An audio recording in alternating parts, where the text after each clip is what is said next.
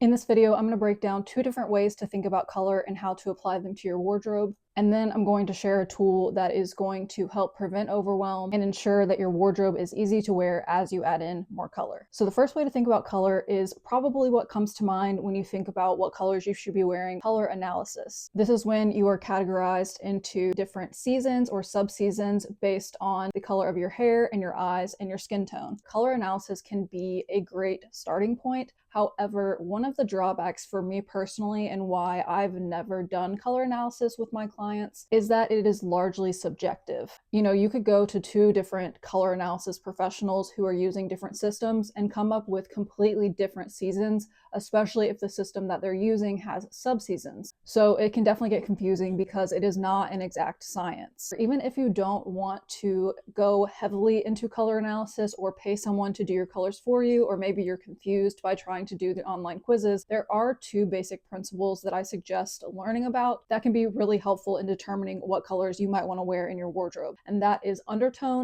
and contrast. Undertone is pretty common, and I feel like most people know what their undertones are. You either have a cool undertone, a neutral undertone, or a warm undertone. And you can Google a lot of different ways that you can check your undertones if you're not sure what they are. But the main test that I know about and that was helpful for me is the vein test. So looking at the veins on your arm or in your face, you'll see that if you have a cool undertone like I do, your veins are going to be blue and purple. Warm undertones have green or olive veins, and people that have neutral undertones have blue and green veins. This is important when you're choosing what shades of colors to wear in your wardrobe because you want to choose colors that have similar undertones to your skin. So like I said, I have cool undertones, so when I'm choosing a color like red, there are more orangey reds, and then there are more blue toned or purple toned reds, and those are the ones that I want to stick to because they have cool undertones and they're going to make my skin look brighter and healthier. Contrast is the difference between the tone of your hair and the tone of your skin.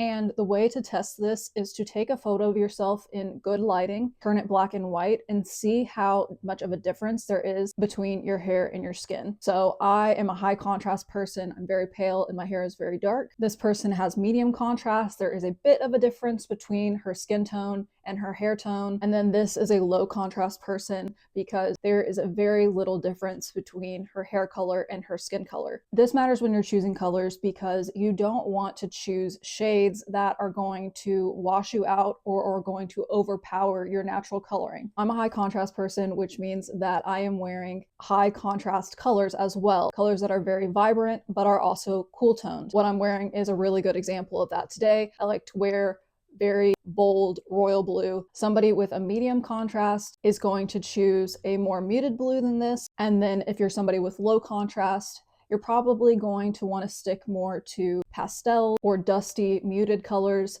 because they're not going to overpower your natural coloring. If I wore pastels and dusty colors, it makes me look really pale. I am really pale, but it makes me look like sickly pale. It makes me look washed out because the natural colors are not shining through in my skin. Another point I want to bring up about color analysis is that it can be a bit restrictive. I had a naturally redheaded client who came to me and she's like, my whole life people have told me that I'm supposed to wear jewel tones and I hate jewel tones. I don't want to wear them. And I think that is enough of a reason not to use color analysis as this gospel that you have to wear all of the colors or any of the colors if you don't want to. The good news is that choosing colors for your wardrobe can largely be intuitive, especially if all of the color analysis stuff just seems like too much. So that leads us into the second way of thinking about color, which is color psychology. Color psychology is the study of how colors affect human behavior and emotions. Color psychology is largely used in marketing,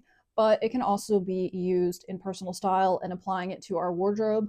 The first way to think about it is really simple: the colors that you enjoy wearing. What are your favorite colors to wear? What colors make you happy? One of my absolute favorite colors to wear and to use in my life is chartreuse, and that is definitely not in my color season, but it just is one of my favorite colors to wear and it makes me so happy. And that's the second thing to consider with color psychology is what colors make you feel good. It's totally valid to want to wear colors that boost your mood, give you energy, and that's definitely what chartreuse does for me, and that's why I include it in my wardrobe. Colors that make you feel good could also be colors that make you feel healthy and alive when you see them on yourself. That kind of does tie into color analysis, and the point of it is to bring out your natural undertones and to make you look healthy and like you're glowing. But you don't necessarily need to do traditional color analysis. That can really be intuitive. I know that when I put on beige or gold, it really washes me out and it makes me look and feel sick. I've had clients who are very fair and have very light hair, and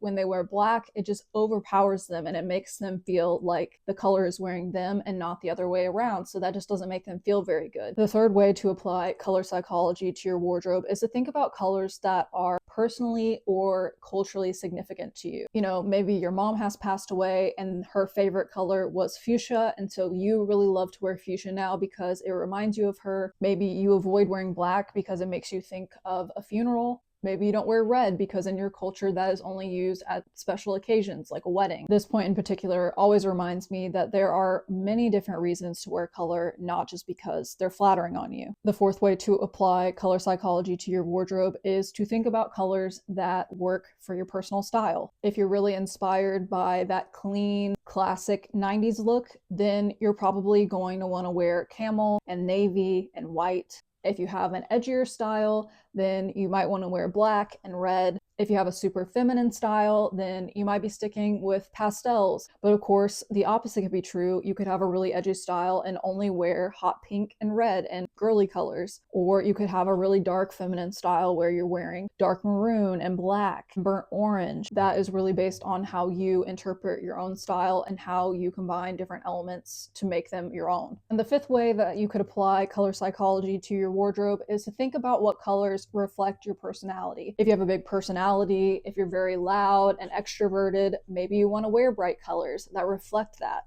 But of course, you can also use colors to help you bring out parts of your personality that aren't so natural. I actually love wearing bright colors, even though I'm a very introverted person, because although I don't have a problem getting online and talking, I find that when I'm out in public, in person, at events, I have a more difficult time starting conversations with people. And I found that since I've started to wear bright colors, it shows people that I am open to conversation, that I'm actually an open person, and it gives me more confidence in my skills to talk to people, to put myself out there. And the colors you wear can also reflect the roles in your life. I had a client who was a children's librarian, so part of her wardrobe had a lot of color because that was a part of her personality when she was at work. And so that really helped her to step into that role in her life. In her normal life, she was wearing more neutrals and more black and had an edgier style. Different parts of your life might call for different colors, and that's okay too. My personal and professional opinion is that a combination of color analysis and color psychology is going to make you the happiest with the colors that you choose for your wardrobe. Because going strictly with color analysis could make your wardrobe feel really restrictive and impersonal.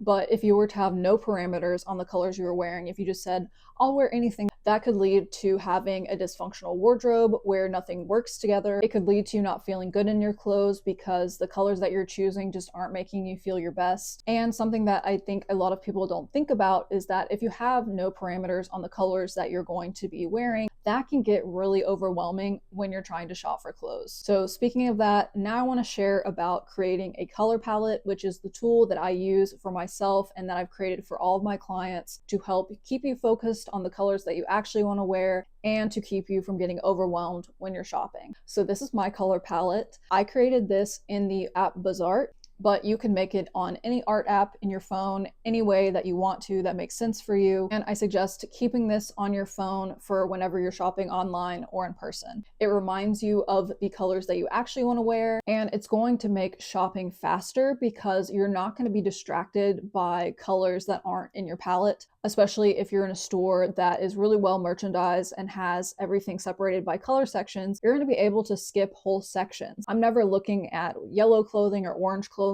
because I'm not wearing those colors. Also, having a color palette ensures that all of the colors you're buying are going to work together. You can really create your palette so that the colors complement each other and work together which is going to make your wardrobe so much easier to wear and give you a lot more options. I also wanted to show a couple of examples from clients that I've had, because it's totally okay if you don't want to have as many colors as I had on mine. You want to have more neutrals, you want to have more prints. I definitely suggest adding prints on here too, so that it will keep you in line with those. However, I do want to say nothing is set in stone, especially with prints. I think more important than the type of print is to make sure that whatever prints you choose have multiple colors that are going to work in your wardrobe, so that you're not only able to wear it one way. If I'm choosing a floral print that has multiple colors in it, I want to make sure that the main colors are going to work with my wardrobe. I'm not going to choose a floral print that has a lot of yellow or a lot of white, because those colors are not in my palette, they're not in my wardrobe, and it's going to be disjointed. And obviously, if a print is neutral